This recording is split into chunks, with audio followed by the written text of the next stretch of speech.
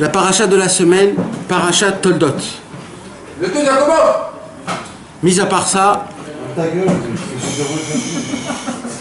on est Rosh Chodesh. Rosh Chodesh qui se lève. On passe. Le vrai commencement de l'année, c'est Rosh Chodesh qui se lève. Le vrai. Parce que le commencement de l'année, c'est le mois de Tishri. Le mois de Tishri, t'as pas trop de temps. Rosh Hashanah, Kippour, Sukkot, Shmini Atzeret, la fin de... Après Cheshvan, c'est un mois, c'est le seul mois où il n'y a pas de fête. Donc on l'appelle le mois de Cheshvan, Mar Cheshvan. Le mois de l'amertume. T'attends juste qu'il passe.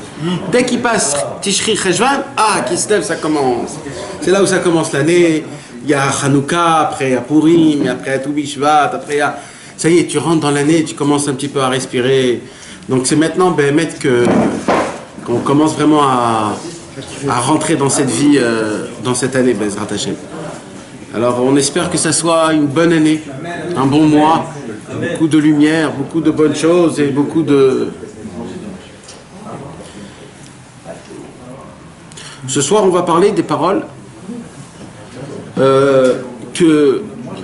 celui qui veut négliger la Torah et ne pas être sérieux, les paroles qu'on va parler ce soir peuvent l'aider. L'aider à négliger? Ouais, donc il faut les paroles qu'on va parler ce soir, il faut les prendre d'une manière que pour se renforcer. Non, pour ne pas négliger. Ouais. Tu comprends? C'est parce que c'est des paroles qui sont très hautes, où on n'en parle pas dans les livres. C'est comme ça, 2 ou 3 endroits, c'est écrit des choses comme ça. C'est des choses qui sont très adines, comme on dit. C'est fin, ils sont très fins. C'est vraiment le kavod de Hachem qu'on va parler, Bezrat Hachem, des choses vraiment importantes. Dans la paracha de Toldot, ouais, si tu vois le fromage avec l'écoute à la fois. blanc. Non, il n'est pas blanc, je crois qu'il est marron. Il n'y a pas blanc aussi qu'on est écrit. Il y a pas blanc. Bamidbar. Et peut-être en bas au fond là-bas? Non. En blanc, Franck, hein, en blanc. En blanc, c'est pas ça. Ça, c'est Shemot et Bereshit. C'est marrant, frère. Ouais, mais il est même en blanc. Tov, mes amis, c'est important qu'il y ait un peu de silence pour qu'on puisse tous se concentrer, même moi, Bezrat Hashem. Dans le commencement de la paracha de la semaine, la paracha, elle s'appelle Toldot. Je le dis chaque année, j'espère que vous allez vous rappeler. Toldot veut dire descendance. Descendance. Il y a écrit dans les livres saints que dans cette paracha est inscrit toutes les descendances jusqu'à la venue du Mashiach. Dans cette paracha. Parce qu'elle s'appelle Toldot. Et dans Toldot, on va parler de quoi? De toute la génération de Avraham, Yitzhak et Yaakov. Là, dans cette paracha, c'est la seule paracha où on parle et d'Avraham, et d'Yitzhak, et de Yaakov. Et de leur mariage chacun. Donc ça veut dire que c'est une paracha où inclus dedans, on peut trouver les noms de chacun de nous tous dans cette paracha. Dans quelques combinaisons de lettres avec des rachetevod, des sophotévod, des gimatria, etc., etc. Mais toute ta descendance, tout est écrit dans la paracha Toldot. C'est Azinou, non? C'est Azinou, ouais, aussi. Mais Azinou, c'est... T'as raison. Dans Azinou aussi, tout est inscrit. Mais dans Toldot, encore plus. Dans Toldot, parce que c'est ça, c'est le mot Toldot, ça veut dire toutes les générations, toutes les... La Torah commence par nous raconter que Yitzhak est né de Avraham Avinu et Yaakov, il est né de Yitzhak. D'accord? Avraham, il a mis du temps, jusqu'à l'âge de 100 ans pour avoir un enfant. Yitzhak, il a attendu 20 ans pour amener ses enfants. Et ça n'a pas été aussi facile. Ça n'a pas été aussi facile. On dit Yitzhak, il s'est marié à l'âge de 40 ans. À l'âge de 40 ans. Pendant 20 ans, il a attendu d'avoir des enfants. On raconte que Yitzhak, il priait, il se tenait dans un coin. il se tenait dans un coin de sa maison et Rivka se tenait dans un autre coin de la maison et eux deux priaient pour avoir des enfants. Et là, je m'ai attendu, excuse-moi, pour avoir des enfants. 20 ans. Ah, de 40 ans, ça a 60 ans. À 60 ans, ouais. Il a attendu 20 ans pour avoir des enfants. Et qu'est-ce qui se passe? Vaillé et tard. La Torah elle dit Yitzhak la Adonai lenochach ishto ki akara'i vayater lo Adonai vatar Rivka ishto. En vérité, Yitzhak n'avait pas de problème d'avoir des enfants. C'était Rivka qui avait un problème d'avoir des enfants. Et Yitzhak a dit moi, de normal, je peux avoir des enfants. Toi, Rivka, tu ne peux pas avoir d'enfants. Pourquoi? Parce que Yitzhak, c'est un tzaddik, fils d'un tzaddik. Et Rivka, c'était une tzadékette, fille d'un rachat. Donc, quand Yitzhak y priait, sa prière montait direct. Quand Rivka, elle priait, c'était plus difficile. Il y a des fois, dans Sefer Hamidot, il y a écrit, il y a des fois, pas toujours, qu'un homme qui n'est pas miyuchas, c'est-à-dire un homme qui n'a pas d'ascendance pure, sain, alors, quand il prie, c'est plus difficile. Il faut plus de force, il faut... Alors là, il y a écrit qu'est-ce qu'il dit la Torah? La Torah, elle dit, Vaye'etar lo. C'est-à-dire, Hachem a entendu la prière de Yitzhak, mais pas celle de Rivka. Parce que Yitzhak, c'était un tzaddik, fils d'un tzaddik. Rivka était... Alors, maintenant, les gens, ils vont dire, tu t'imagines, nous, aujourd'hui, comment ça se passe? Qu'est-ce qu'on va faire, quoi? C'est quoi ce inyan-là? Alors, on va parler de ça. Et d'un coup, il se passe que Baruch Hashem, Rivka est tombée enceinte. Il y a des midrashim qui disent que les premiers jumeaux, après le déluge, après Noach, il n'y avait plus de jumeaux, il n'y avait pas de jumeaux. De base, il n'y avait pas de jumeaux jamais. Sauf Caïn et Avel, ils sont nés chacun avec des jumelles. Sinon, il y avait avec qui personne se mariait. Mais après Caïn et Avel, il n'y avait plus de jumeaux. Ça n'existait pas les jumeaux. Et ça a été quand la première fois des jumeaux? Là maintenant. Rivka tombe enceinte de jumeaux. Mais Rivka, elle ne savait pas qu'elle était enceinte de jumeaux. Pourquoi? Parce que elle, dans sa tête, ça n'existe pas les jumeaux. Rivka, quand elle marchait avec Abraham Avinu dehors, alors elle passait devant des synagogues.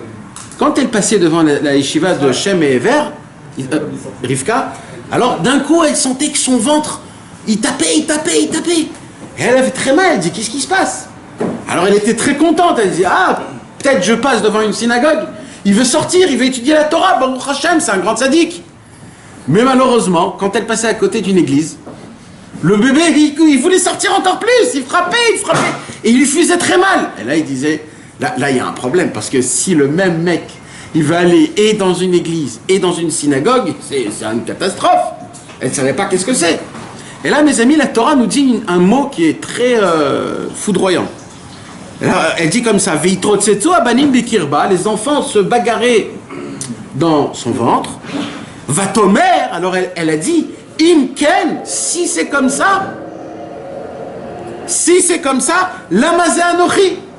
Pourquoi je suis tombée enceinte? T'as pas honte de dire comme ça, Rivka? Ça fait 20 ans que t'attends des enfants, et là tu dis parce que ça te fait un peu mal le... Elle ne savait pas qu'elle avait deux aussi. Non, elle ne savait pas, mais ça veut dire quoi? Parce que ça y est, ils te font un peu mal ou parce qu'il veut sortir là et là. Alors tu veux plus être enceinte? Ça fait 20 ans que tu attends des enfants.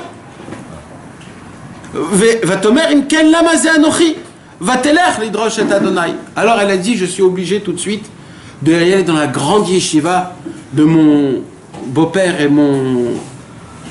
la yeshiva de Shem et de Ever. C'était la grande yeshiva. C'était la plus grande yeshiva. Tout le monde a étudié là-bas. Avraham, Yitzhak, Yaakov, tout le monde a étudié dans la yeshiva de Shem et Ever. Shem, c'est le fils de Noach, et Ever, c'était son fils. Ils ont vécu des années. Elle rentre dans la yeshiva de Shem et de Ever, et quand elle rentre dans la yeshiva de Shem et Ever, elle demande, est-ce qu'il y a quelqu'un qui peut me répondre? On lui dit, qu'est-ce qui se passe? Il lui dit, j'ai un problème. J'ai un enfant que quand je passe dans une synagogue, il veut sortir. Quand elle va dans une église, elle veut sortir. C'est un rachat, c'est un tzaddik, c'est un mélange. C'est quoi exactement? Alors, tout de suite, dans la yeshiva de Shem Vever, on lui a dit, ne t'inquiète pas. On a dit quoi? Vayomer Adonai la, shne goim bevitner, Ushne leomim mime'aich iparedu. Ne t'inquiète pas, Rivka, elle lui dit. Quoi? En fait, tu as 2 enfants dans ton ventre. Tu as 2 enfants. Tu as un enfant et ces 2 vont être 2 peuples énormes, 2 nations. C'est 2 mondes que tu as en toi, 2 mondes. Ushnem iparedu. Ces 2 ne vont pas être ensemble. Ces 2 vont être séparés l'un à l'autre. Parce que c'est comme 2 rois. Tu ne peux pas mettre 2 rois dans un même... c'est 2 forces. Donc il faut les séparer pour qu'ils puissent vivre. Uleum milum yematz. Verav yavot saïr. Vaimalu yamea laledet. Les jours sont venus pour accoucher. Les 9 mois sont passés. Et Behemet, elle a accouché 2 enfants. Comment on dit des jumeaux en hébreu? Théomim. Dans le mot théomim, on écrit comment théomim? Taf, Aleph, Vav, Mem, Yud, Mem. Théomim. Dans la Torah, il n'y a pas écrit théomim comme ça.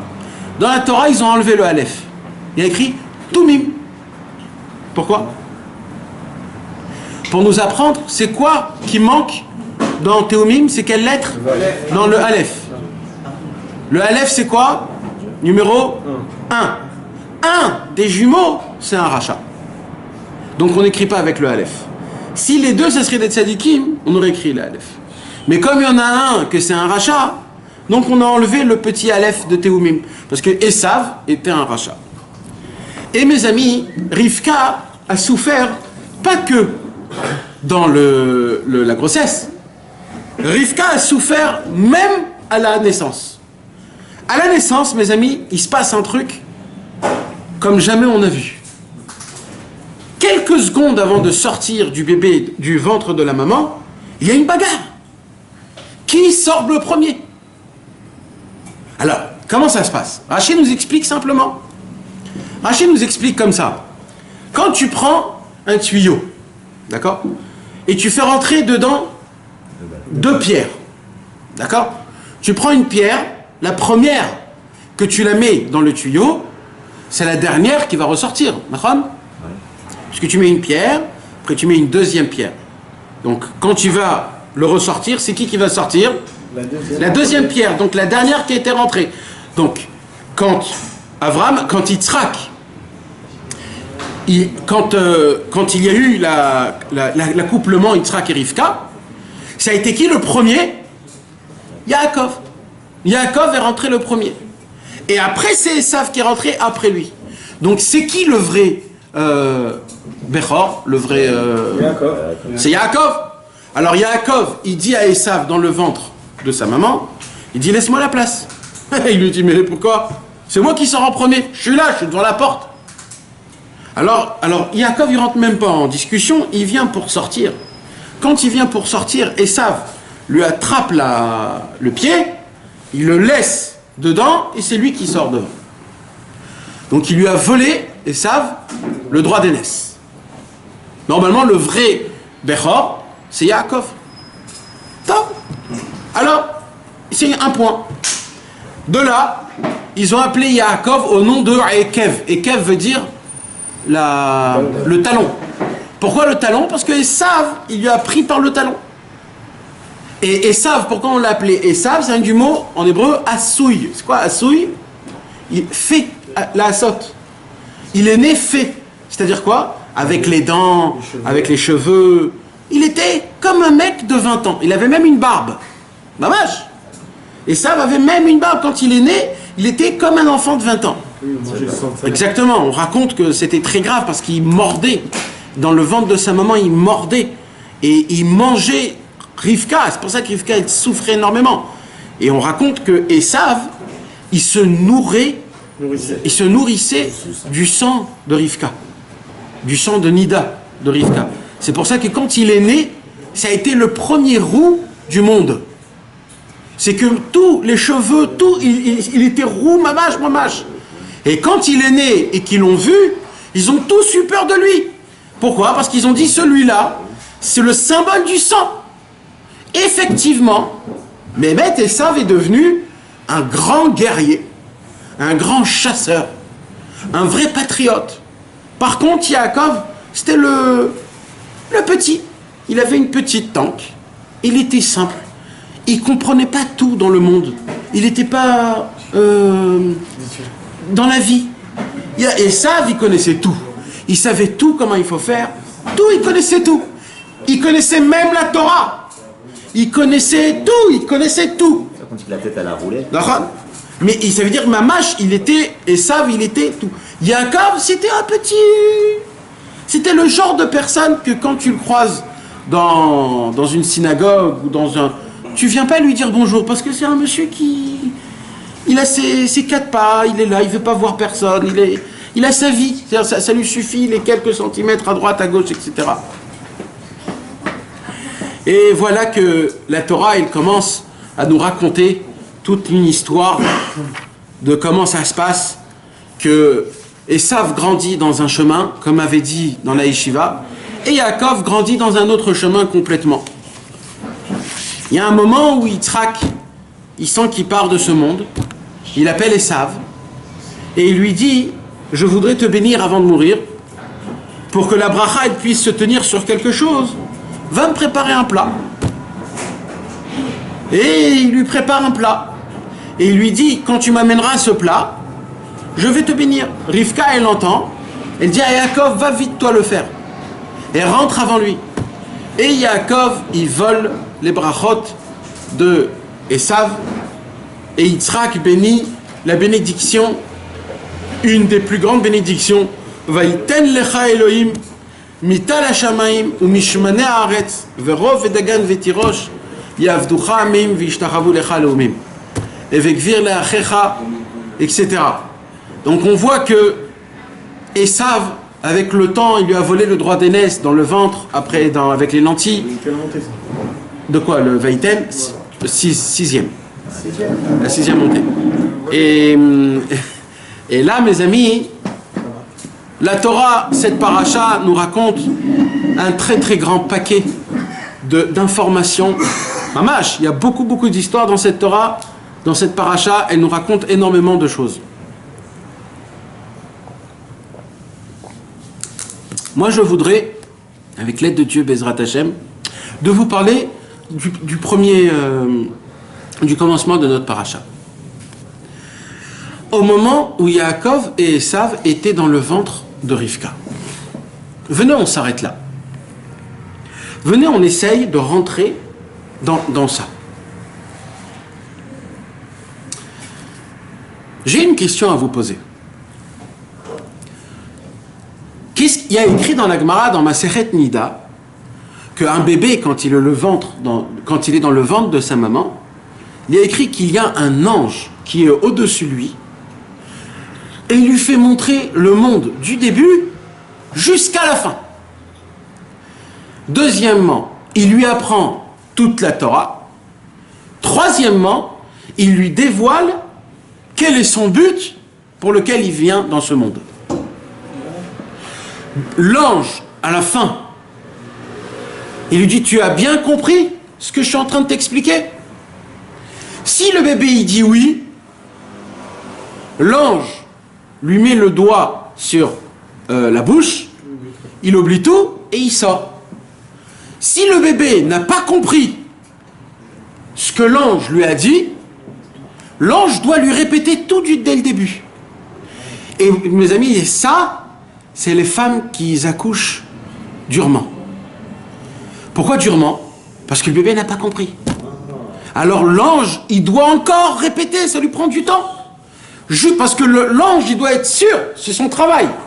Son travail, c'est, t'as bien compris tout ce que je viens de t'expliquer? Pendant 9 mois? Oui. Alors c'est bon, tu peux sortir. Si t'as pas compris, tu peux pas sortir. Ouais. C'est pour ça que c'est très grave. Quand en France, il y a des gens ou des femmes que ils choisissent une date en fonction d'un anniversaire, en fonction d'un... Voilà, pour faire ça. Les prématurés, ils ont tout compris. C'est quoi les prématurés? Ceux qui naissent avant 6 mois, genre. Ouais, ils sont très spéciaux. C'est très spécial. Le Vadaï. Généralement, ils sont plus forts. Après. Bien sûr. Ils sont super... Généralement, ils rattrapent la force très vite. Non, mais tous les tzadikim sont nés comme ça. Ah ouais? Le Vadaï. Tous les grands hommes sont nés... Eliyahu Hanavi, il est né à 5 mois. Et c'est des grandes... ouais, même les goïms. Napoléon aussi, il est né à quelques... Mais c'est quelque chose comme ça. Bon, c'est pas ça notre... Mais vous avez compris ça? Sinon, je vous répète. Hein. Ouais, on a très bien compris. Vous savez que il est intelligent ou qu'il est fort. Alors non, ça c'est au début. Au début. Quand un homme, il est avec sa femme,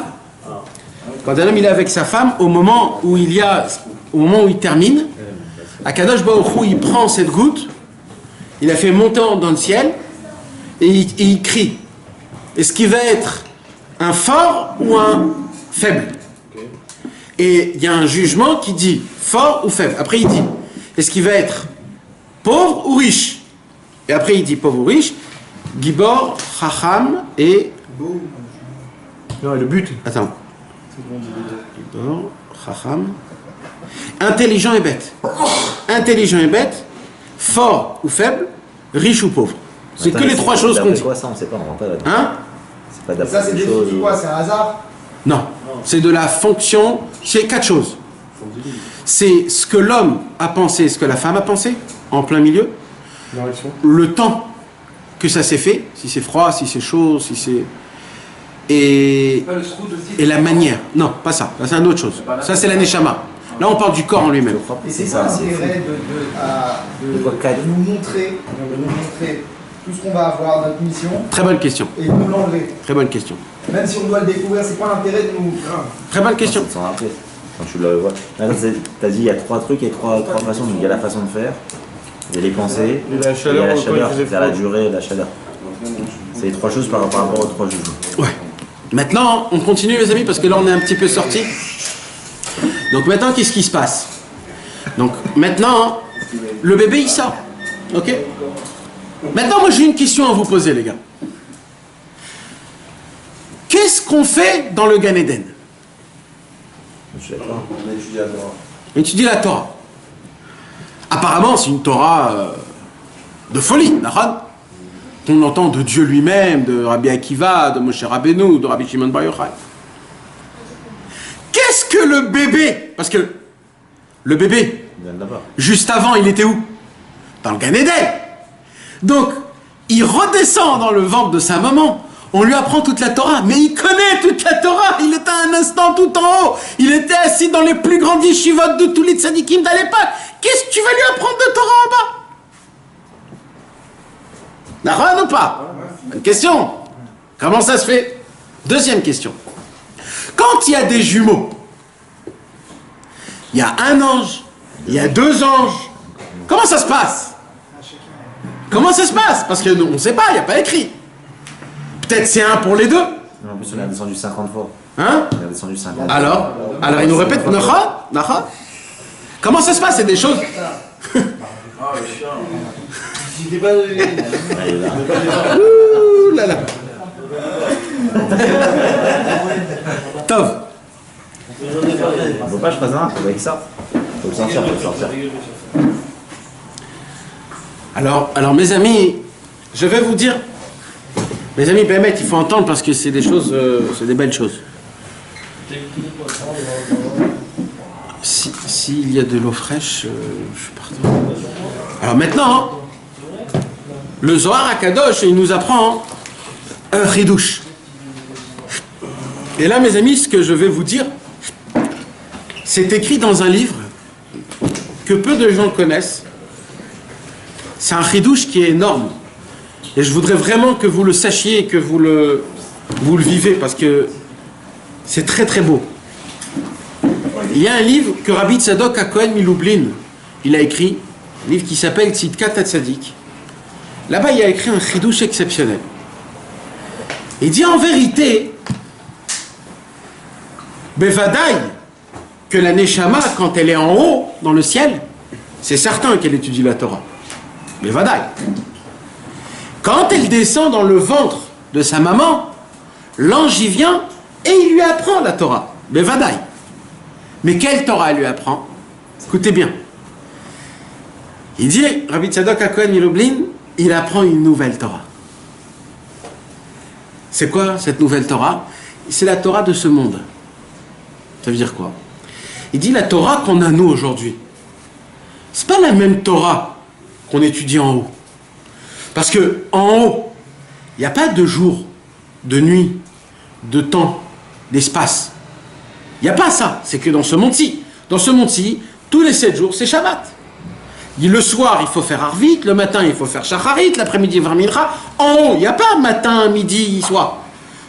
Mais quand même, ils étudient la Torah. Alors, qu'est-ce qui est écrit dans leur Torah en haut là-bas? Eh bien, il n'y a pas écrit ce qui est écrit chez nous. Alors, c'est quoi la Torah qu'on a et la Torah qui est en haut, c'est quoi? En vérité, c'est la même Torah.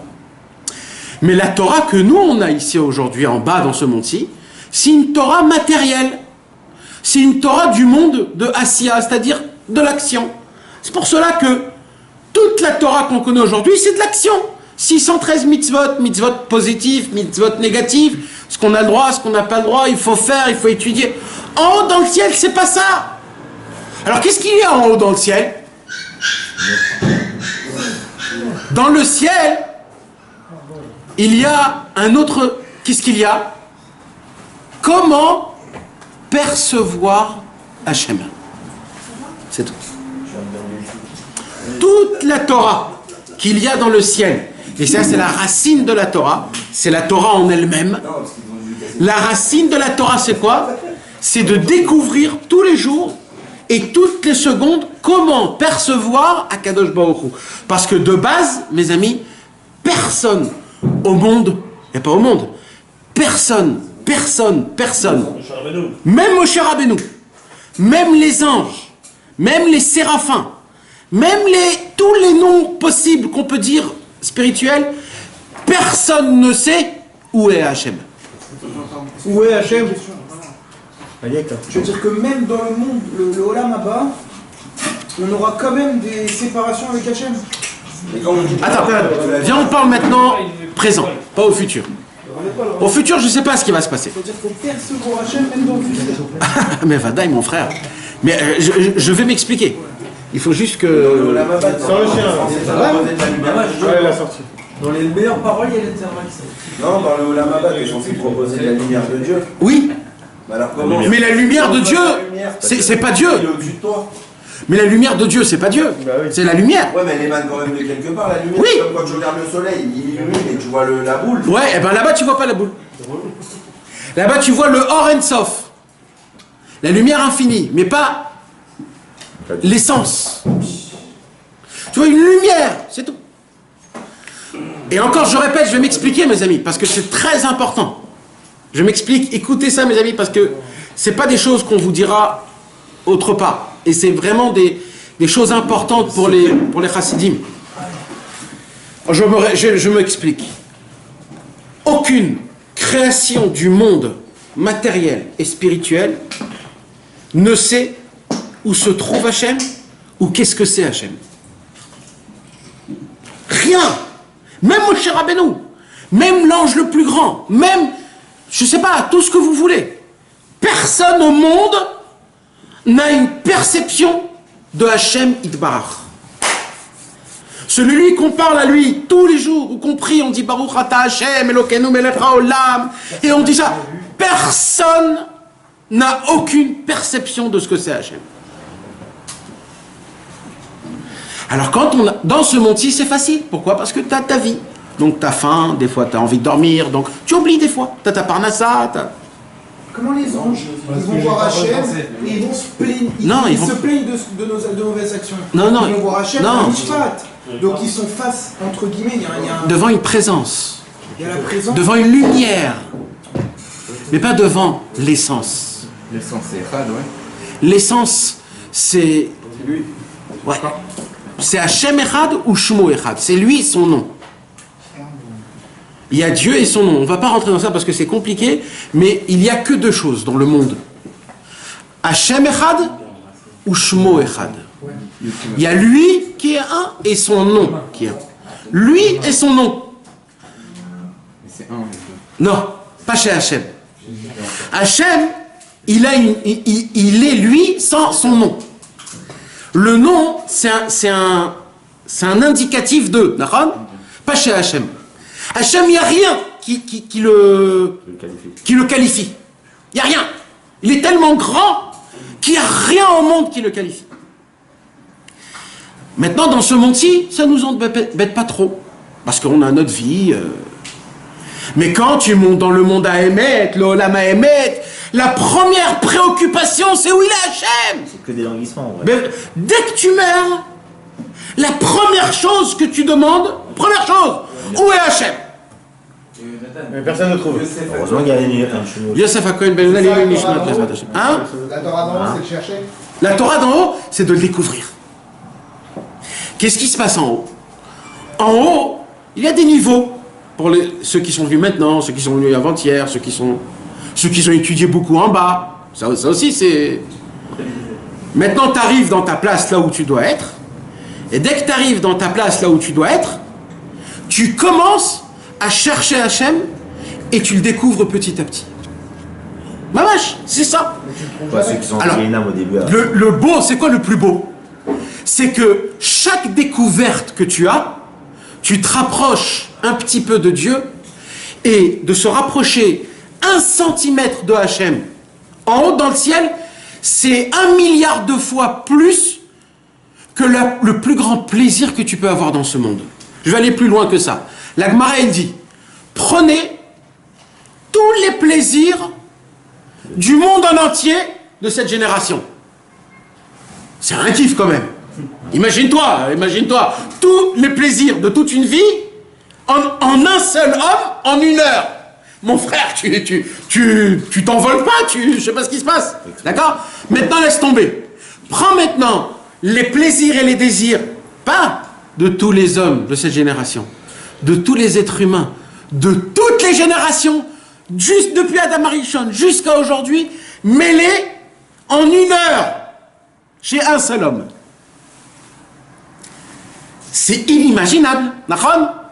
Eh bien, quand tu découvres Hachem d'1 centimètre dans le ciel, ça vaut même pas le plaisir de tous les êtres humains depuis la création du monde en même temps. Comme c'est là que m'arrête. Imagine-toi, il y a des gens qui se rapprochent vite, pas qu'1 centimètre, il y a des gens qui se rapprochent beaucoup, il y a des grandes découvertes. Si tu as le mérite de rentrer dans une yeshiva d'un grand tzaddik, et d'entendre le shiur de Torah qui va te dévoiler, parce que là-bas, c'est pas un shiur de Torah comme ici où on parle. Là-bas, c'est tu vois. C'est tu sens.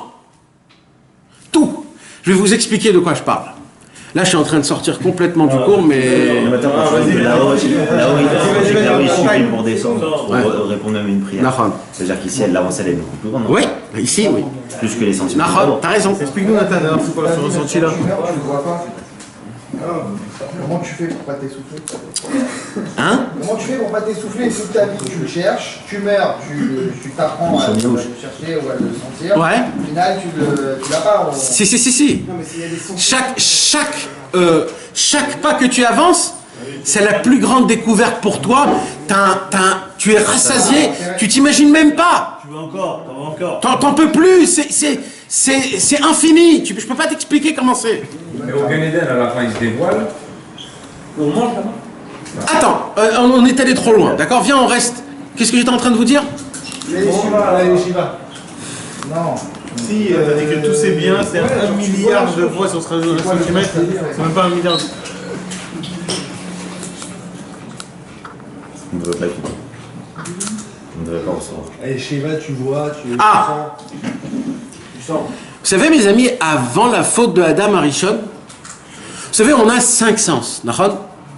On a vision, entendre, l'odorat, le goût et le toucher. Normalement, le oui, c'est que les oreilles. Voir, c'est que les yeux. Toucher, c'est que les mains. Sentir, c'est que le nez. Goûter, c'est que la bouche. Eh bien, avant la faute de Adam Arishon, tous les 5 sens étaient dans tous les membres. Ça, le doigt, il pouvait tout faire. Le doigt, il pouvait tout faire. Le doigt de pied pouvait tout faire. Tu pouvais entendre de ta main, de ton corps, tu pouvais voir de tes chevilles, de derrière. C'était un matrice. T'avais tout. Quand Adam Arishon... Il y avait des yeux partout ou c'était... Non, toi, aujourd'hui, tu comprends. Toi, tu crois que tu vois rien que parce que des yeux. Mais c'est faux. Oui, Tu peux voir par derrière aussi. Normalement, quand Mashiach viendra, on va redevenir ça. Mais ça, quand Adam Arishon, il a mangé de l'arbre de la connaissance, on a perdu. On a eu les 5 sens que dans 5 membres. Mais il n'y avait pas d'utilité à avoir... Mais bien sûr. Les yeux, c'était quoi leur utilité si tu pouvais voir avec... Mais tu t'imagines? Non, un homme, c'est pas une liane d'utilité. Un homme, c'est le roi du monde, l'être humain. C'est le roi du monde. Donc un roi du monde, il ne doit pas avoir aucune barrière, aucune limite. Donc quand Adam Arishon, il a fait faire montrer que je suis pas un vrai roi, donc t'es pas un vrai roi. Alors maintenant, mes amis, qu'est-ce qui se passe? Dans le ciel, parce que quelqu'un a posé la question, comment je le vois, comment je le vois pas. Si déjà de base dans ce monde, on a les 5 sens dans tous les membres, et ça c'est dans un monde qui est complètement contracté, complètement étroit, imaginez-vous comment ça se passe en haut. En haut, quand un tzaddik dans sa yeshiva, il te donne un cours de Torah, c'est pas un cours de Torah où tout le monde s'assoit, et toi tu es là. Le tzaddik, il s'assoit, il prend ta neshama et il te l'emmène dans la Torah. Elle-même. Parce que la Torah, c'est un monde. C'est pas des lettres. C'est un monde. C'est une musique. Et il prend cette âme, et c'est quoi son cours de Torah? C'est va goûter. Et il t'envoie là-bas. Et là, tu rentres dans un monde, le monde des lettres. Et tu nages dans une musique. Mamash. Et tu découvres la beauté. Et tu as les 5 sens en même temps. C'est quelque chose qu'on ne peut pas comprendre. Il y a écrit que quand on a donné la Torah au mont Sinaï, il y a écrit qu'on voyait les voix de Dieu, comme ça il y a écrit. Comment tu peux voir une voix? Parce que là, c'était comme le Olam Haba. Là, qu'est-ce qu'ils ont fait? Ouais, exactement. Ça veut dire là-bas, ils t'ont donné mamash, parce que la Torah, quand tu étudies une vraie Torah, elle rentre dans tous tes membres, jusqu'à l'ongle de ton pied. Il ressent le limoud de la Torah. Donc dans le ciel, quand tu découvres un cours de Torah dans le ciel, c'est pas comme ici aujourd'hui, on est là, on peut s'endormir. Là-bas tu vis, t'es complètement en transe, t'es électrocuté de Torah et de spiritualité. Et quand tu reviens de là-bas, tu dis mais c'est quoi ça Hachem? Et là tu es rapproché. Et là t'en peux plus, tu dis c'est quand que je reviens là-bas, c'est quand que je reviens là-bas. Alors mes amis, quand une âme, elle ressent tout ça, et qu'on la prend, et on lui dit viens ici toi, tu vas descendre en bas, et on la jette en bas. T'imagines de quel monde, à quel monde elle part? Elle part d'un monde qui est complètement ésotérique, elle vient dans un monde qui est complètement crasseux et puant, il se retrouve dans un ventre d'un être humain, il se dit mais qu'est-ce que je fous ici? C'est quoi ce truc-là? Mais moi j'étais en haut, j'étais en train de nager dans la musique, moi en haut. Qu'est-ce qu'on m'a mis ici? Et là, l'ange y vient. L'ange y vient, il lui dit maintenant, tu vas apprendre la Torah, application concrète. La Torah de ce monde. C'est une Torah qui est diminuée, mais c'est la Torah. Et donc, c'est la Torah qu'on apprend quand on est dans le ventre de... Maintenant, on a posé une question. Qu'est-ce qui se passe quand il y a des jumeaux? Plus que ça. En vérité, la question que je pose, c'est pas qu'est-ce qui se passe quand il y a des jumeaux. La vraie question que je pose, c'est qu'est-ce qui s'est passé quand Esav et Yaakov étaient dans le ventre de Rivka et que l'ange voulait leur apprendre de la Torah. Qu'est-ce qui s'est passé? Yaakov, je sais qu'il était un bon élève. Mais est-ce que Esav, il était un bon élève? Est-ce qu'il écoutait vraiment tout ce que l'ange disait? Puisqu'on sait qu'Esav, c'était un rachat. Ils avaient chacun c'était un rachat qui utilisait la Torah pour embrouiller ses pères. C'est sûr qu'il écoutait tout. Alors mes amis, écoutez bien ce que je vais vous dire. Ils avaient chacun leur ange. Ils avaient un seul ange. Des jumeaux, ils ont un seul ange. Un seul ange. Hein? Nahon, mais c'est un seul ange. Alors écoutez bien mes amis. Il y a dans le ciel, depuis la création du monde, il y a 2 sortes de neshamot, mes amis. Écoutez bien ce que je vais vous dire. Mamash, c'est important. il y a les neshamot des tzadikim. Des tzadikim que toute la journée, ils ont une attirance à la Torah, à la tfila, à la simcha, à la emuna. Ils ont une attirance. Ils sont là-bas, ils font pas de faute. Ils sont propres, ils sont purs. Ils sont des tzadikim. Et il y a un deuxième type de neshama, mes amis. C'est la neshama du Baal Tshuva. C'est quoi la neshama du Baal Tshuva? C'est une neshama, vous savez mes amis, au tout début de la création du monde, je ne sais pas pourquoi on parle ce soir de la création du monde et de toutes ces choses-là, mais apparemment il faut en parler. Au tout début de la création du monde, en fait, il n'y avait pas de place pour créer le monde. Pourquoi? Parce que Dieu remplissait le monde, remplissait tout. Donc il n'y avait pas de place de créer le monde. Alors qu'est-ce qu'il a fait? Hachem, il s'est contracté, il a laissé un vide où il n'y a pas Dieu, entre parenthèses, et là-bas il a créé le monde. Quand là-bas il a créé le monde, il a fait rentrer sa lumière dans ce monde en contractement. Mais quand il a fait rentrer cette lumière-là, il y a eu une explosion de lumière. Ça s'appelle du ribouillor. Il y a eu trop de lumière. Et ça a éclaté. Et quand ça a éclaté, ces étincelles de lumière sont tombées dans les mauvais endroits. Ça s'appelle des netzutzot, des étincelles. C'est tombé dans des mauvais endroits. Nous, notre travail à nous, jusqu'à que Mashiach viendra, c'est de faire le tri et de les ramener vers Hachem. Quand on prend de l'eau, là, dans cette eau-là, il y a des netzutzot d'Ikdusha et il y a de la Touma en même temps. Quand je fais la bracha, je sépare le bien du mal et le bien il monte en haut, le mal il reste en bas. Ça va aux toilettes, hein? Pour tout au final. Pour tout. Pour tout, même les cigarettes, même tout, même les plus petites, tout. Non, mais ça veut dire même des choses simples. Il faut avoir un kavana, mais il n'y a pas de bracha sur ces jours. Il n'y a pas de bracha sur la La kavana. Que sur Bessamine, que sur l'autre. Maintenant, mes amis, écoutez bien. Maintenant, mes amis, qu'est-ce qui se passe? Puisqu'il y a, moi j'appelle ça les étincelles des diamants dans la terre. Parce que dans la terre, quand tu creuses la terre, tu ne vois pas des diamants, tu vois des cailloux. C'est que les connaisseurs qui disent ça c'est un diamant, si on va le lisser, il va briller. Alors en vérité, qu'est-ce qui se passe, mes amis? Akadosh Baruch Hu, il a dit, qu'est-ce que je vais faire pour tous ces étincelles qui sont mélangées dans le mal? Qui va les prendre? Qui va les ramener? Qui va aller dans des endroits pareils? Alors Akadosh Baruch Hu, il a dit, je vais créer des neshamot de Baal Tshuva. C'est quoi des neshamot de Baal Tshuva?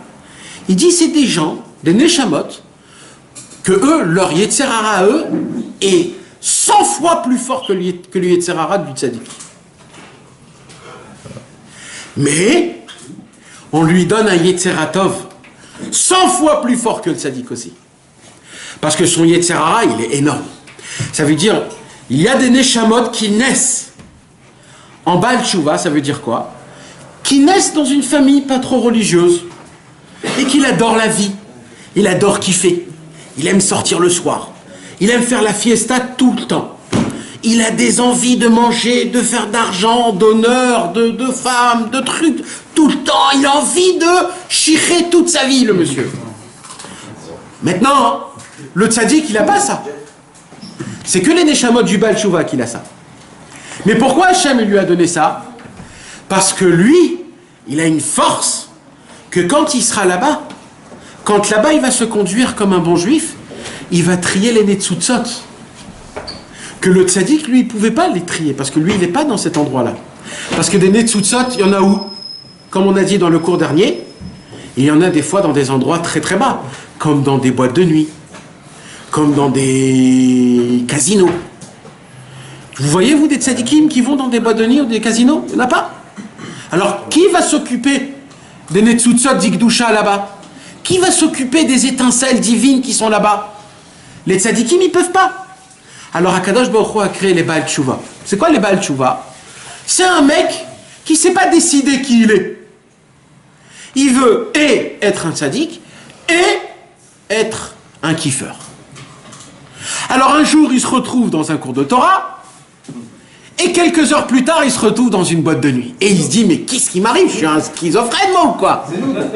Oui, bien sûr que c'est nous. C'est nous, pas toi, c'est nous. Oui. Mais attends, mais qu'est-ce qu'il dit Rabbeinu?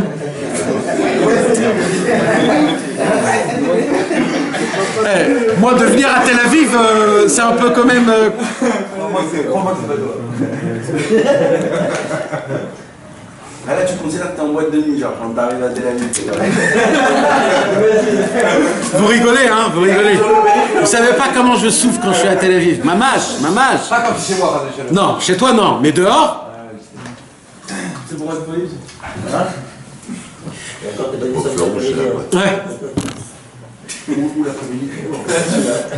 Mes amis, est-ce que vous me comprenez ou vous voulez que je vous explique? Parce que vraiment, c'est un truc très important à comprendre. Nous, je voudrais que vous oubliez tout ce que vous avez appris jusqu'à aujourd'hui. Oubliez tout ce qu'on vous a appris et laissez-moi vous faire montrer la vision émette qu'il faut avoir. Tous les juifs du monde qui se retrouvent tous dans des endroits perdus de Dieu, c'est pas des Réchaïm. Ils sont encore plus hauts que les tzadikim. Et la preuve, c'est qu'on les a mis là-bas. Pourquoi on les a mis là-bas? Quand quelqu'un de vous va dans une boîte de nuit, vous croyez que c'est vous qui êtes allé dans une boîte de nuit? C'est vous qui l'avez choisi d'être dans une boîte de nuit? Ma pitam! C'est Hachem qui vous a envoyé là-bas. Pas parce que là-bas tu dois réparer. Donc t'as pas le libre arbitre. Ouais, mais s'ils nous envoyaient là-bas, c'est qu'on est... Rentre pas dans cette question. Quand même, on est crasseux s'ils nous envoyaient là-bas. Nahon. Pourquoi nous? Nahon. On est des sales, on est des Baal Tchouva, c'est ce que je te dis. On a un Yetzer Hara très grave. Maintenant, mais tu t'imagines ce que je t'explique? Ça veut dire que de base, tu peux pas dire un juif rachat. Tu peux pas dire un juif rachat. Parce que tous les juifs, là où ils sont, En fait, on est des chaliards. même quand, par exemple, Chas Veshalom, quelqu'un il fait pas Shabbat. Quand quelqu'un il fait pas Shabbat, tu crois que c'est lui qui choisit, qui fait pas faire... Je peux pas, c'est difficile de dire ces paroles-là, parce que, je vous ai dit au début du cours, on peut utiliser mes paroles dans le mal, malheureusement. Alors, je vous mets encore une fois attention, surtout pour le direct et pour le cours. Prenez ces paroles avec, comment on dit, avec modération. Faites très attention. Moi, je parle que pour un Inyan de se renforcer d'Hachem. Parce que si vous ne le prenez pas du bon côté, on a tout raté. Et moi, je serai en tort parce que on va me punir, moi. Parce que normalement, on ne dit pas ce genre de choses. Donc, en vérité, un juif, quand par exemple, il ne fait pas Shabbat, vous croyez que c'est lui qui ne fait pas Shabbat? Non, pitam! En fait, qu'est-ce qui se passe? Il y a des juifs qui ne savent même pas qu'ils sont juifs et qui ne savent même pas Shabbat. Et quand, par exemple, moi je ne fais pas Shabbat, Chas Veshalom, je suis attaché à ce même juif qui ne fait pas Shabbat, qui ne connaît pas c'est quoi Shabbat, parce qu'on est pareil. Mais en plein milieu du Shabbat, je me dis, mais purée, ça se fait pas de ne pas faire Shabbat. Bon, au moins je vais aller à la synagogue, juste entendre comme ça la Torah, comme ça. Dès que je fais cette action-là, vous savez ce qui se passe? Tous les juifs qui font pas Shabbat et qui connaissent pas Shabbat et qui savent pas qu'ils sont juifs, ils reçoivent une piqûre, grâce à moi tout seul, une piqûre d'adrénaline de Shabbat, et ils ont un tout petit réveil sans qu'ils le sentent. Hein? C'est un ressenti. Maintenant le Shabbat d'après, une dose, après une autre dose. Et le mec il fait tchouva et tu sais pas que ça en fait c'est grâce à l'autre qui est là-bas dans un autre côté, il connaît même pas.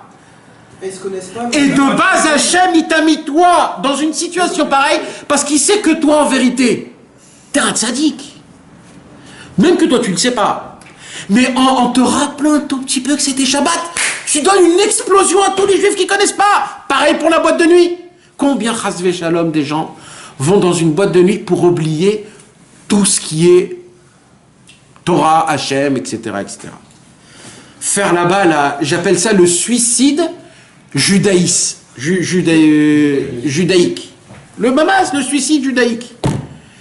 Et d'un coup, là-bas même, tu te rappelles d'un truc, tu vois un truc, quelqu'un te dit Stam, Manishma, et toi tu dis Baruch Hashem. Le mot Baruch Hashem dans une boîte de nuit, si tu aurais les lunettes spirituelles, t'envoie une bombe à neutrons qui t'explose toute la touma qu'il y a ici.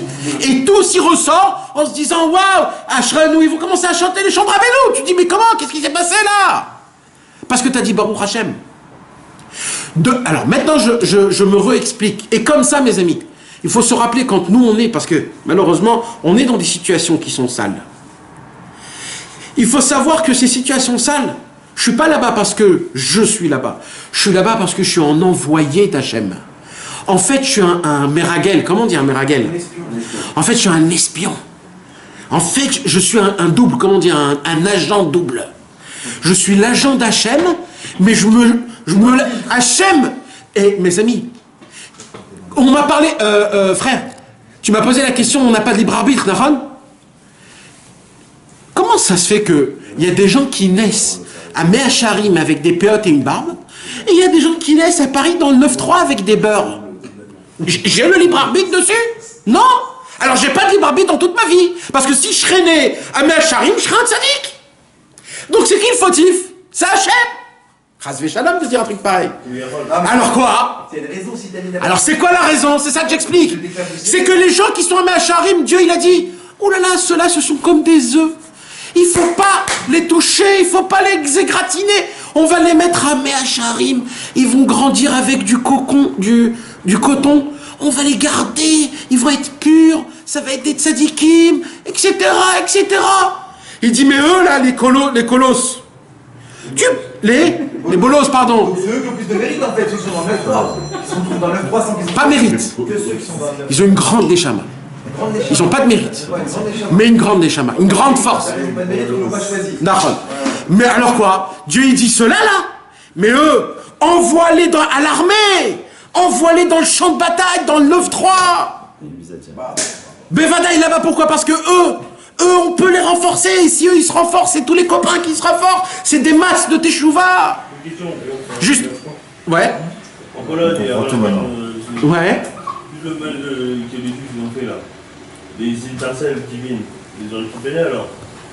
C'est ça qu'il y a plein en Pologne alors. C'est vrai? Nachon? Ça a été guéri là-bas.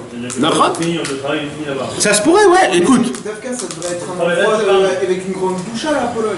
Pour qu'il y ait un gros tikkun comme ça. Non, c'est un endroit qui est Kadosh Merod parce qu'il y a des tzadikim qui sont enterrés là-bas, etc. Mais écoute, moi je sais pas, je connais pas le. C'est ça le travail final, non, mais ça se pourrait que, oui, dans ce que tu dis, bien sûr qu'il y a quelque chose. Dans ce que tu dis, toi, par contre, après, il y a une signification dans tout, même dans l'Holocauste, Chasvé Shalom. Ouais. Dans ces cas-là, pourquoi ils sont retrouvés dans le. Tu sais ce que je veux dire? Oui, mon frère. Peut-être pour au final. Oui, parce que Dieu les a choisis pour que eux, ils montent en Korban à Hachem, pour que grâce à ça, on a la terre et qu'on a un pays, que le Ham Israël il revient en Israël, et que les 6 millions qui sont morts, c'est les 6 millions qui sont revenus, etc., etc. Mais vadaï. Maintenant, écoutez bien, mes amis. Viens, on revient à notre paracha, parce que le but de tout ça, c'est quoi? C'est la paracha. Yaakov Avinu est né, attendez, en tant que tzaddik. C'est un tzaddik, Yaakov Avinu. Comment il y a écrit? Yaakov Ishtam, Yoshev Oalim. Il s'assoit, il étudie. Tam. Et Esav, il est né pour être un Baal Tshuva. Lui, Esav, Hachem, il a dit, comme Yitzhak, ça a été le premier juif qui est né Bigdusha au Betahara.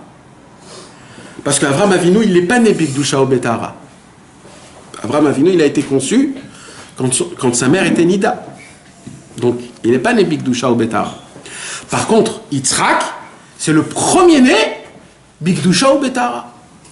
Donc, Yitzhak, il avait la possibilité de faire descendre dans le monde les piliers de comment le monde va fonctionner. Comment? Les deux sortes de Neshamot. La Neshama du Tzadik et la Neshama du Baal Tshuva. Yaakov, il descend, il accepte. Il dit, ok Hachem, je vais être le Tzadik. C'est quoi le Tzadik? Le monsieur qui étudie toute la journée. Il connaît pas les mauvaises choses. Il est là, il est... Et il y a le Baal Tshuva. C'est quoi le Baal Tshuva? Celui qui naît complètement dans l'autre. Et que lui, il devra faire teshuva. Au moment où ils ont été conçus, Esav, il combat contre Yaakov.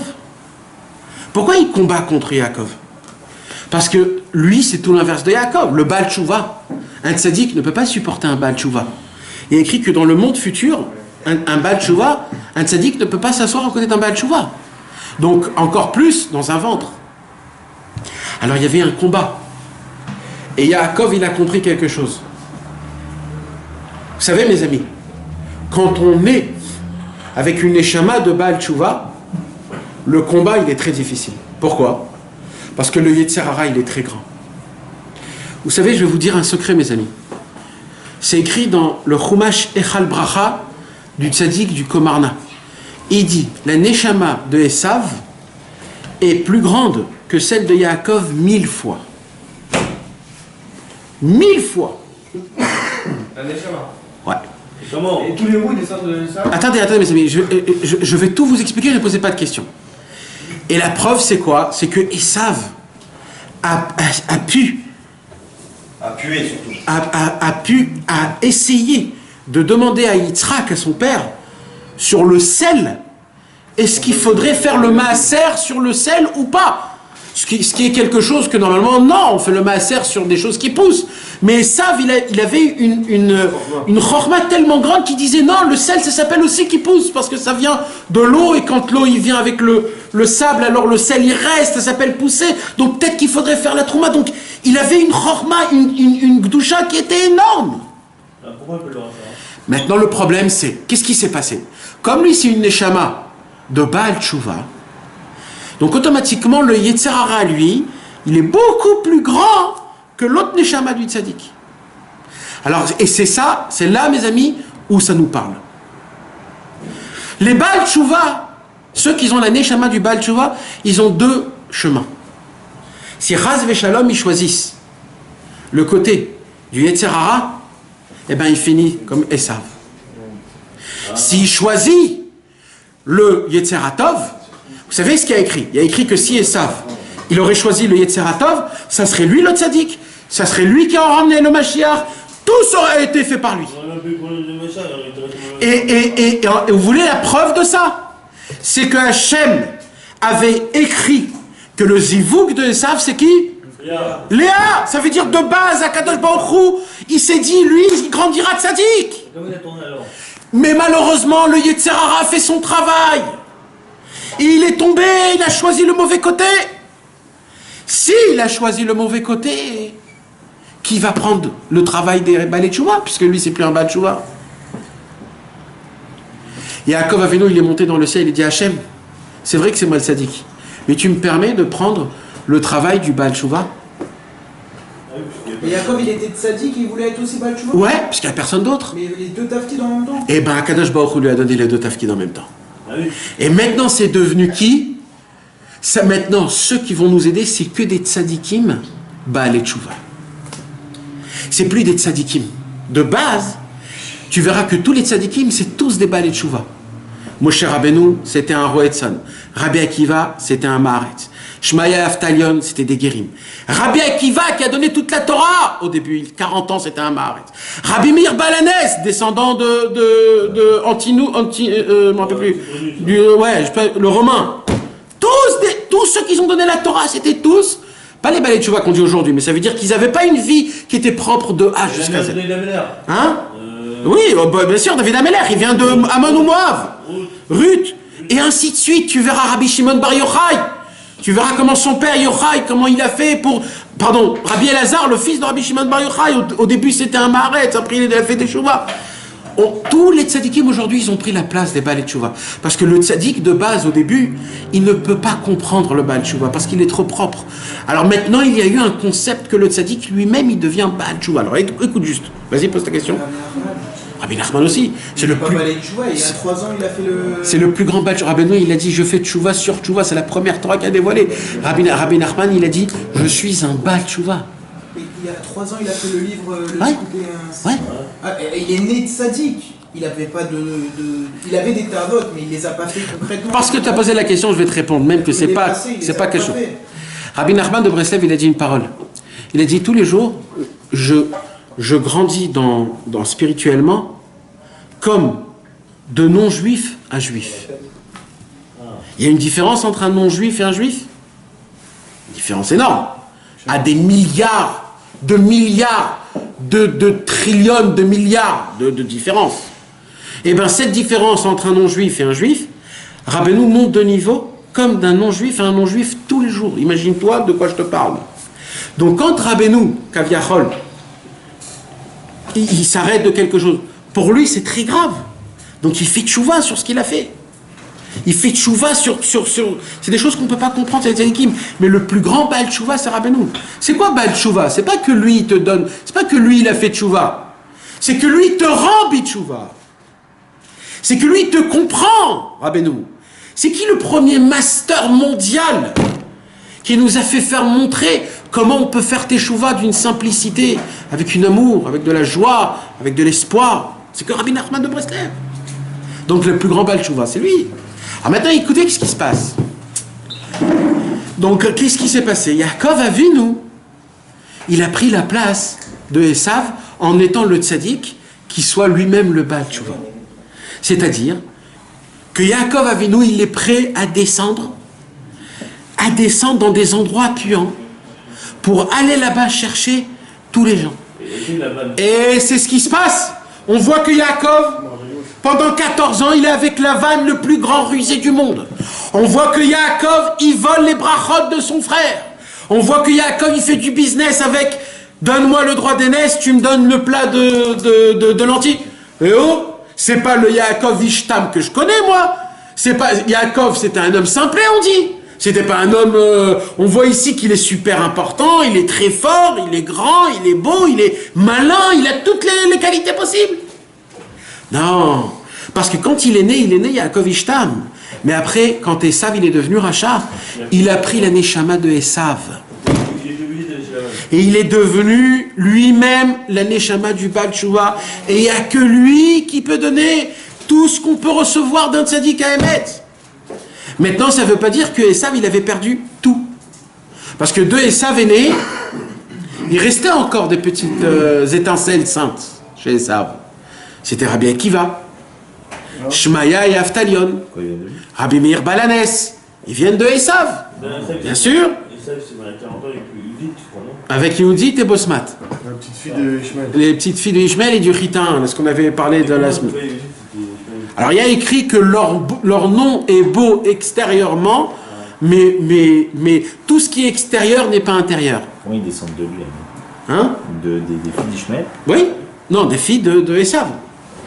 Ils descendent de Esav. Aftalion, Rabbi Akiva, Rabbi Meir Balanes, pourquoi? Parce que c'était le petit peu de Torah qu'il avait fait avec Yitzhak, qu'il avait rentré dans la tête, et que c'est resté en lui, et que grâce à ça, il avait de toutes ces pensées-là est sorti ces grandes tzadikim. C'est pour ça qu'on revoit dans la Gemara que Shmaya et Aftalion reposent la question, est-ce qu'il faudrait faire le maaser sur le sel? Pourquoi? Parce qu'ils sont allés monter jusqu'à Esav en disant qu'est-ce qu'il a voulu dire en fait. C'est quoi cette question? Est-ce qu'on fait le maaser sur le sel ou pas? Il a trouvé que ça, le Rashi, à nous dire sur Esav. Il n'aurait pas pu nous raconter comme quoi il étudiait tout le temps avec Yitzhak. Ou alors, vous savez que Esav, c'était le number one de Kibud Avaim. Plus que Yaakov. Respecter les parents. Plus que Yaakov. On aurait pu lui donner ce badge. Pourquoi on dit le sel? Alors mes amis, écoutez bien. Il m'allait. Lo ave milcha be'alma. Lo ave yachil misbal meriruta de'ayalma. Le Zohar, il dit, s'il n'y aurait pas de sel dans le monde, on ne pourrait pas supporter l'amertume du monde. Ça veut dire quoi?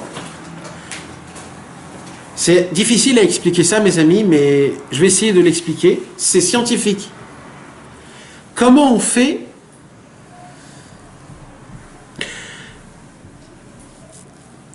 quand il y a un manger qui est très amer? Très, très, très, très amer. Du sucre? Non. Si tu mets du sucre, il y aura un combat entre les deux goûts. Et ça sera un goût explosif, comme les chamtzoutsim. Alors comment on fait pour que le goût il soit neutre, pas neutre, mais doux? On rajoute de l'amertume. Non, tu rajoutes de l'amertume sur l'amertume, mais plus basse. Quand il y a une amertume de 100% par exemple dans une plante, tu rajoutes un peu de sel, de la mer, mais à 10%, automatiquement l'amertume elle doit se rabaisser à 10%. C'est comme ça. C'est comme ça. Après que tu as mis du sel, tu mets du sucre. Après que tu as baissé l'amertume, parce que, je ne sais pas comment vous expliquer ça, un jour on m'a expliqué ça, mais c'est un petit peu honteux de le dire devant tout le monde. Mais c'est quelque chose qui est très connu. Vous voyez de quoi je parle ou vous ne comprenez pas du tout de quoi je parle? Non? Ouais. Quand Chasvé Shalom, que Dieu nous en préserve, quand quelqu'un, par exemple, il prend une drogue dure, d'accord? Quand quelqu'un il prend une drogue dure, comment il fait pour l'enlever, cette drogue dure? On prend un autre. Non, tout de suite, là, maintenant, là, je suis dans un mauvais trip. Tu dois prendre une drogue moins dure. Qu'est-ce qui se passe? Normalement, toi, tu crois que ça doit ça la remet en plus fort, parce que tu rajoutes. Eh bien, Hachem, il a fait que, comme c'est le même truc, mais en moins, il baisse en moins. Quand un homme, il est très haut dans la drogue, c'est-à-dire, il prend un petit... Ça le rabaisse au... Vous comprenez de quoi je parle? C'est comme ça, les grands chefs de cuisine, mes amis, c'est comme ça qu'ils maîtrisent, c'est comme ça les goûts. Comment tu peux élever le goût ou rabaisser le goût? Donc c'est un secret énorme, il dit Rabbeinu. Il dit, et le Zohar HaKadosh, qu'est-ce qu'il dit? Si le sel ne serait pas dans le monde, personne ne pourrait supporter l'amertume de ce monde. C'est de la folie. Comment on fait pour cachériser une viande? Du sel, pourquoi? Il aspire. Il aspire quoi? Le sang, le mauvais. Le sel, c'est le symbole du souffre un petit peu pour pas souffrir beaucoup. C'est ça le symbole. Pourquoi Shabbat on met le sel sur la challah? Ça c'est pour se rappeler du Beth Amikdash, du Mélas Domi. C'est un autre ignan. Mais il y a des ignanim dans le Pi Kabbalah, c'est des choses qui sont importantes. Maintenant il y a écrit, c'est quoi le sel? Il y a écrit Brit Melach Olam. Celui qui est propre dans le Brit. Celui qui est propre dans le Brit, il devient comme du sel. C'est quoi le sel? Il radoucit toute l'amertume. C'est qui le plus propre dans le Brit? C'est le tzaddik. Le tzaddik égale sel. Brit Melach Olam. Le tzaddik, c'est l'équivalent du sel. Et ça, il vient chez Yitzhak. Et il dit, papa, est-ce qu'il faudrait faire le maaser sur le sel? Est-ce qu'il faut prélever une quantité, comme on a l'habitude de prélever dans tous les fruits et les légumes? Est-ce qu'il faut faire la même chose pour le sel? Yitzhak, il s'étonne. Il dit quoi, mon fils, il est aussi grand, aussi fort, qu'il veut même essayer de savoir si il faut faire le maaser sur le sel. Et Yaakov, nous, il est de côté, et il se marre de rire. Il veut essayer de tromper mon père. C'est bizarre, cette histoire. En vérité, il se cache quelque chose de derrière. Qu'est-ce qu'on a dit tout à l'heure? On a dit que Esav, il avait le potentiel de réparer le monde. Mais il a choisi son Yetzerara. Donc il a raté sa Neshama, Yaakov a pris sa Neshama. Donc qui est devenu le tzadikador, le sel? Yaakov Avinu. Esav, lui, qui croit que c'est lui le réparateur du monde, parce qu'il ne sait pas que sa Neshama elle est allée chez Yaakov. Il vient chez Yitzhak, et il lui pose une question, il lui dit, est-ce que le sel, il faut faire le maaser? Ça veut dire quoi le maaser? Maaser, c'est de prélever, de prendre une partie de la chose. Et il dit, est-ce que les neshamot comme moi, qui sont des balais tchouva, il faut les préserver, il faut les prendre et pas les attacher au tzadikim? Est-ce qu'il faut les enlever? Est-ce qu'il faut les prélever, qu'ils ne soient pas parmi tout le Ham Israël? C'est pas un seul peuple. Ou alors il faut les mettre chacun de son côté. Est-ce qu'on fait de tout le Ham Israël une seule Ham Israël? Ou alors qu'on les met chacun dans les côtés, comme aujourd'hui? Les Breslev, on les met là, les Vijnitz, on les met là, les Sfaradim là, les Thémanim ici, eux ils ont la kippa comme ça, on les voit pas, etc., etc. En fait, Esav, il lui pose la question, est-ce que moi, mon travail, comme mon travail à moi, c'est quoi? C'est de faire les balais de Tchouva. Donc quand je vais faire des balais de Tchouva, je vais les mettre avec les gens de Yaakov, ou je les garde que pour moi? Est-ce que je fais le maaser ou pas? Et Yitzhak, il répond même pas. Normalement, le Mélach, mes amis, le sel, on fait le maaser sur le sel? Non. C'est pas le maaser sur le sel. Le symbole du rapprochement vers Akadosh Baruch Hu, c'est de faire montrer que tout le peuple juif tout ensemble, c'est une belle photo. Pas plusieurs photos. Donc on voit que même dans le Midrash, il y a écrit qu'Yitzhak ne lui répond même pas. Parce qu'en posant cette question, en fait, il s'est brûlé. En posant cette question, il a compris que Béhémet, la Neshama du Baal Tshuva est passée chez Yaakov. C'est pour cela que quand il est venu, Yaakov Avinu, pour prendre les brachot premières, il a touché, il lui dit Akol kol Yaakov vayadaim et Esav. J'entends une voix de Yaakov, mais je touche les mains de Esav. Dis-moi, Yitzhak, quand tu entends la voix de Yaakov et les mains tu touches que tu fais quand même la bracha. C'est pas une question que sa voix c'est la voix de Yaakov. Et alors que la voix c'est Yaakov et les mains c'est Esav. Et alors? Tu entends la voix de Yaakov, tu le bénis quand même. C'est quoi ce truc-là? Parce que Béhémet, il savait. Comment il savait? Parce que juste avant, Esav lui a posé la question, est-ce qu'on fait sur le sel, le maaser? Ça veut dire, comment est-ce qu'on sépare le Ham Israël ou pas? Il y a Yitzhak qui dit, séparer le Ham Israël? Mais t'es fou, jusqu'à où t'es allé en fait? Ah, si tu parles comme ça, c'est pas toi, Esav. Le vrai, c'est Yaakov, c'est lui. Et là, écoutez un chidouche exceptionnel. Yitzhak avait préparé une bracha spéciale pour Esav, c'est-à-dire pour les Neshamot du Baal Tshuva, c'est-à-dire pour les Rechaïm qui veulent devenir des Juifs, c'est-à-dire nous, des gens schizophrènes dans la Vodat Hashem. C'était une bracha d'une puissance énorme. C'était une bracha pour qu'ils puissent découvrir Hashem même dans le fin fond des Ta'avot. Rivka, elle a compris ça, elle a appelé Yaakov, elle a dit Yaakov, puisque c'est toi qui as pris la Neshama de Esav, va vite la prendre cette Neshama, cette bracha, parce que grâce à ça tu pourras donner de la vitalité à des gens qui n'ont pas de judaïsme, à des gens qui se sont refroidis, à des gens qui sont secs avec Hachem.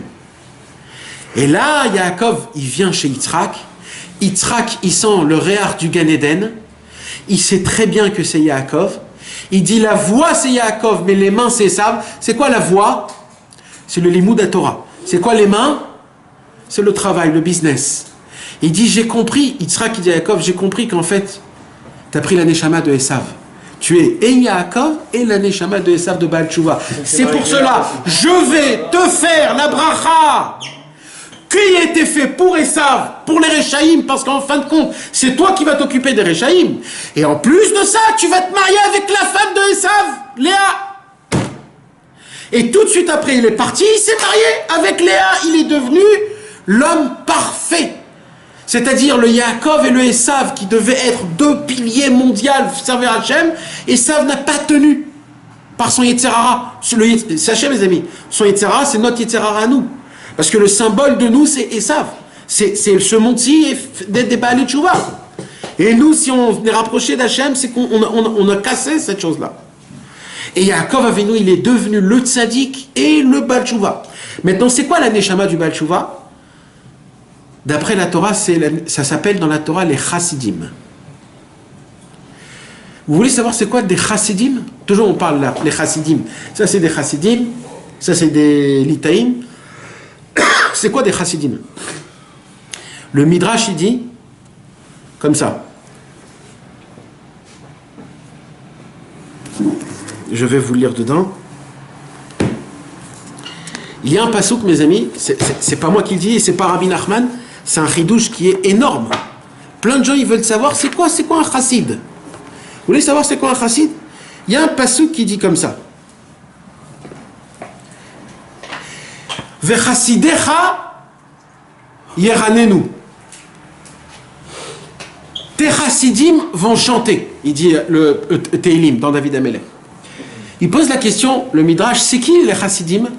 Il dit comme ça, Vamru zichronam livracha elu rish et Israël. C'est qui les chassidim? C'est les Rechaïm du Ham Israël. Comment? Des chassidim, c'est des Rechaïm du Ham Israël? Oui, c'est ce qu'on vient d'expliquer. Les chassidim, en fait, c'est des neshamot de Baalei Tshuva qui descendent dans des Rechaïm et qui terminent ce monde dans des tzadikim. Ça, c'est un chassid. Quand vous voulez savoir c'est quoi un chassid. C'est la mamash, la Torah qui dit ça. Et c'est ça qu'il est devenu après Yaakov Avinu. Et c'est la bracha qui lui a donné Yitzhak à Yaakov. Que tu puisses faire revivre la neshama de tous les pauvres juifs qui sont nés loin de la Torah, qui puissent se réveiller, faire teshuva et faire montrer à Yaakov, le symbole de Yaakov, que malgré on peut être chez Lavan pendant 14 ans, chez le plus grand rusé du monde, et rester attaché à la Torah et aux mitzvot.